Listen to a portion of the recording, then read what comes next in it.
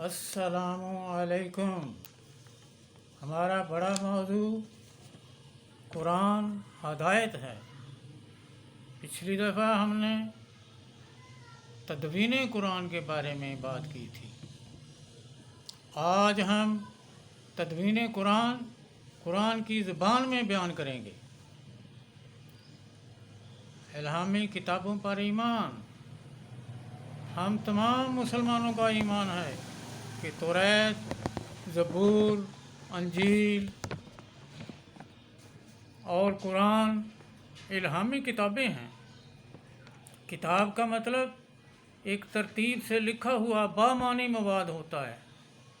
ہم کہتے ہیں کہ توریت، زبور اور انجیل اللہ تعالیٰ کی طرف سے تحریری شکل میں نازل ہوئیں، جبکہ قرآن تھوڑا تھوڑا کر کے آیات اور صورتوں کی شکل میں عربوں کے معاشرتی ماحول، انہیں پیش آنے والے مسائل، پہلی امتوں کے واقعات کی شکل میں 23 سال میں رسول خدا پر نازل ہوا۔ قرآن کا اپنے بارے بیان۔ قرآن اللہ کی کتاب ہے جسے اللہ نے فرقان کا نام دیا ہے، سچ اور جھوٹ میں تمیز کرنے والی۔ نور کا نام دیا ہے، ایمان کی روشنی۔ ذکر کا نام دیا ہے، نصیحت۔ ہر بیان جو قرآن سے ٹکراتا ہے، میل نہیں کھاتا، مکمل طور پر جھوٹ اور غیر معتبر ہے۔ قرآن کا تعارف لفظ کتاب سے بیان ہوا ہے۔ قرآن میں بے شمار آیات ہیں جن میں قرآن کا اپنا تعارف بحیثیت ایک الہامی کتاب کے موجود ہے۔ ہر طالب علم کو معلوم ہے کہ کتاب کا کیا مطلب ہوتا ہے۔ بامعنی لکھے ہوئے اوراق ایک ترتیب سے مدون اس سے مراد ہے۔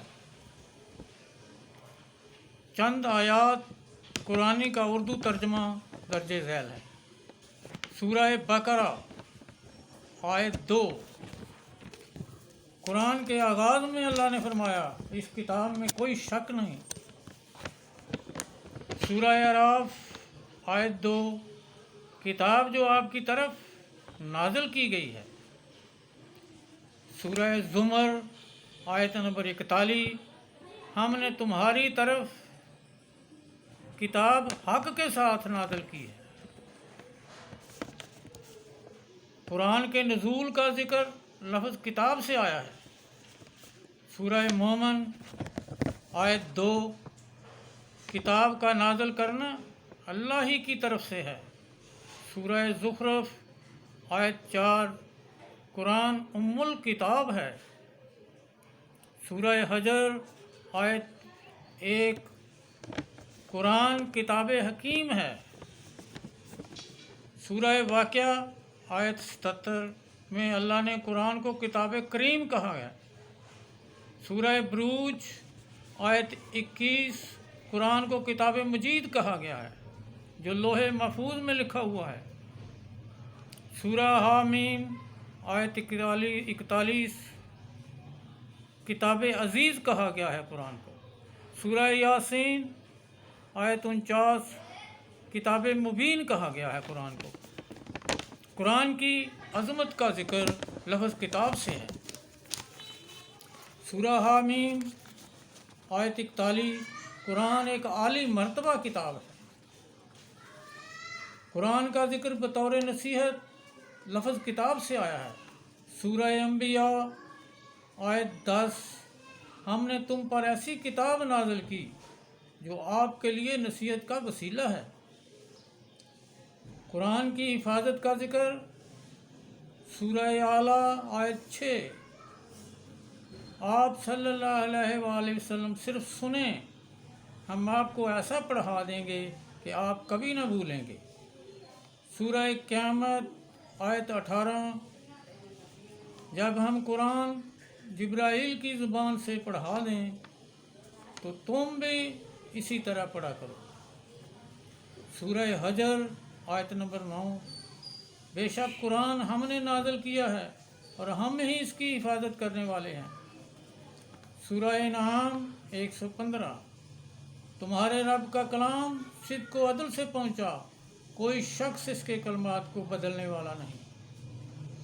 قرآن کا جمع کرنا اور پڑھا دینا، سورہ قیامت آیت 17، قرآن کا جمع کرنا یعنی کتابی شکل میں اور پڑھا دینا اللہ ہی کے ذمے ہے۔ آیت نمبر 19، قرآن کا بیان کرنا بھی اللہ ہی کے ذمے ہے۔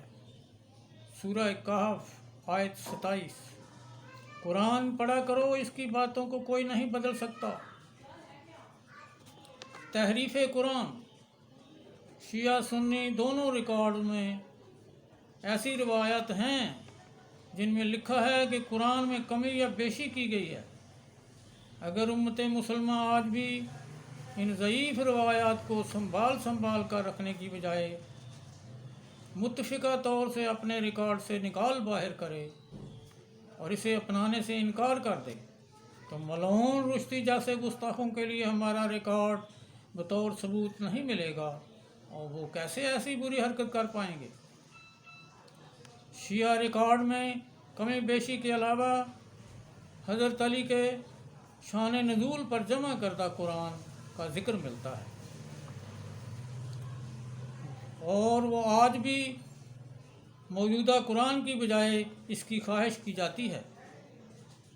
شیعہ مفسرین علامہ طباطبائی تفسیر مجموع البیان میں سورہ احزاب آیت 33 کے آخری حصے انما یرید اللہ لیذھب عنکم الرجس اہل البیت ویطہرکم تطہیرا لکھتے ہیں کہ روایات سے اچھی طرح معلوم ہوتا ہے کہ یہ آیت کا حصہ علیحدہ نازل ہوا، لیکن رسول کے دور میں یا بعد میں تدوین کے وقت اسے یہاں رکھ دیا گیا ہے۔ بحوالہ تفسیر نمونہ سید مکارم علی شیرازی۔ سید مکارم علی شیرازی واحد شیعہ مفسر ہیں جنہوں نے یہ تسلیم کیا ہے کہ قرآن میں کوئی کمی بیشی کسی بھی قسم کی موجود نہیں ہے اور کبھی نہیں ہوئی ہے۔ وہی قرآن ہے جو حضور پاک اپنے ہاتھوں سے جمع کر کے گئے تھے۔ ادھر حضرت علی کا اپنا بیان یہ ہے، کتاب نہجۃ البلاغہ خطبہ 90 صفحہ 91 پر، کہ رسول خدا بھی پہلے انبیاء کی طرح اپنے پیچھے ہدایت کے لیے کتاب اللہ چھوڑ کر گئے تھے۔ رسول خدا کی آخری وصیت، آپ نے امت مسلمہ کو وصیت فرمائی کہ میں تمہاری ہدایت کے لیے کتاب اللہ اور اپنی سنت چھوڑے جا رہا ہوں، دونوں کو مضبوطی سے پکڑے رہو گے تو کبھی گمراہ نہیں ہوگے۔ ان تمام شواہد کی موجودگی پر ہم بلا شک و شبہ یہ کہہ سکتے ہیں کہ قرآن مکمل طور پر الہامی کتاب ہے، جبرائیل کے ذریعے رسول خدا پر نازل ہوئی بتدریج، جسے رسول خدا نے وحی الہی کی نگرانی میں کاتبان وحی سے کتابی شکل میں لکھوا دیا تھا۔ موجودہ قرآن وہی قرآن ہے جو رسول خدا خود مدون فرما کر گئے تھے۔ اس عمل میں کسی بشر کا دخل نہیں۔ اگر بشر مدون کرتے تو بشر خطا کا پتلا ہے، اس میں ضرور غلطی ہو جاتی تو قرآن کی حیثیت مکمل طور پر الہامی نہیں کہلا سکتی تھی۔ انشاءاللہ ہمارا اگلا موضوع قرآن کا تعارف قرآن کی زبان میں ہوگا۔